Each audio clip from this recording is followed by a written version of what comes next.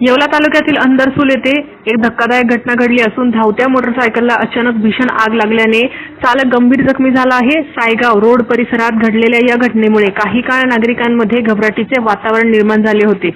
मिळालेल्या माहितीनुसार अंदरसूल येथील अमोल रवींद्र सैंदर हे आपल्या पल्सर मोटरसायकलवरून घरी जात असताना सायगाव रोडलगत त्यांच्या मोटरसायकलला अचानक आग लागली. आग काही क्षणातच भडकली आणि या दुर्घटनेत अमोल सैंदर हे जखमी झाले. त्यांना तातडीने उपचारासाठी अंदरसूल येथील भागवत हॉस्पिटलमध्ये दाखल करण्यात आले आहे. घटनेची माहिती मिळताच परिसरातील नागरिकांनी घटनास्थळी धाव घेतली.